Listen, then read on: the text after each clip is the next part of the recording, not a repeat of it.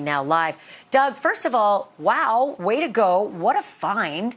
What are your first thoughts about what you and your pals have come across? This is pretty typical for what it is that we all do.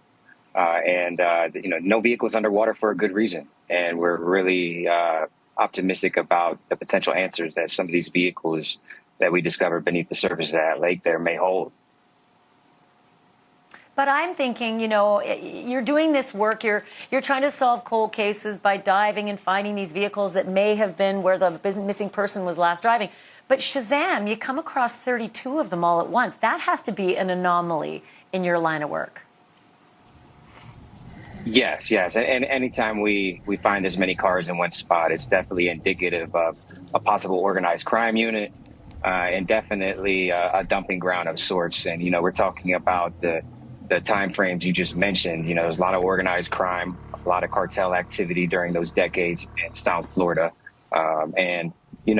One thing, this is definitely not a Doug Bishop thing. This is a team thing. We had Sunshine State Sonar and Recon Dive Recovery and a lot of other people there that made this happen. This was a huge team effort of multiple teams together that were out there working 20 hours over the last few days in order to locate these vehicles and dive on them all in some really bad conditions. So it's hats off to them. All credit goes to those guys, and they deserve it all for sure.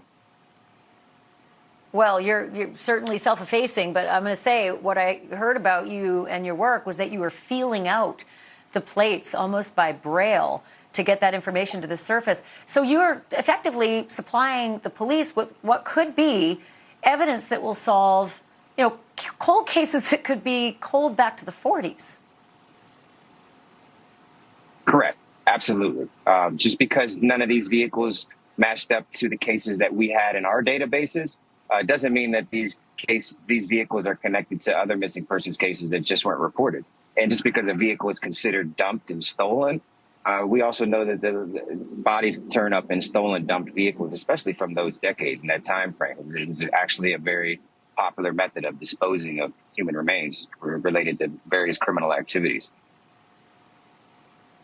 So, I'm not sure if the police are telling you much or if the police even really know much, because this is just happening really as we speak.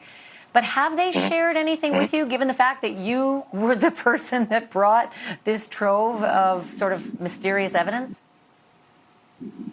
Yeah, we're in very close communication with the Miami-Dade Marine Unit. They were very thankful with the method in which, our teams marked these vehicles, cataloged the data and intelligence that the divers were able to go down there and retrieve. And it's making this recovery process a lot more efficient for them. And it's going to take some time. The weather was bad today. They were able to recover 4 of those vehicles, which is really hard to do with vehicles this old. And there's a long way to go. And they're going to work very hard. They're taking it very seriously. I will tell you that. Sure, of course. They're not saying anything officially yet, Doug, about the possibility of human remains in any of these vehicles, but you said it, right off the top of the show, no car is submerged at the bottom of a lake for a good reason. And I'm just curious if there's any, quiet whispers around all those homicide detectives who are standing by, because there just might be a revelation. Are you hearing anything about the possibilities at this point?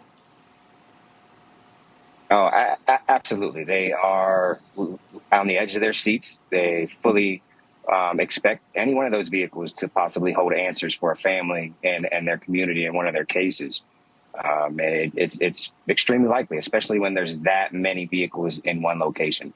Does that mean that's going to happen? No, absolutely not. But, the odds are there that one of those vehicles could possibly hold answers and clues to a case that's long been forgotten about.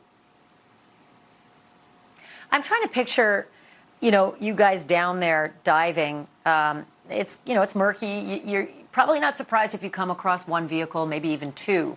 But when you started to see sort of this train wreck of vehicles that were down there, I'm picturing your eyes bugging out under your mask. Like, take me there. Give me your thought process and what you instantly were believing about the scene you were witnessing. Yeah, no sooner than we got there, Mike Sullivan with Sunshine State Sonar, which you're seeing right now in the boat. He wasn't on the water no more than 15 minutes before, he said he found 3 cars, and a couple minutes goes by, there's 6 cars, there's 8 cars, there's 12 cars.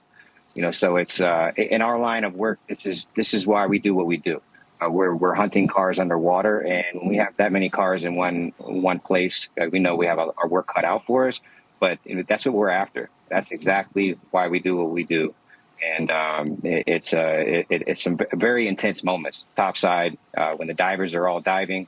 It's some very intense diving as well. We're talking very, at times low visibility.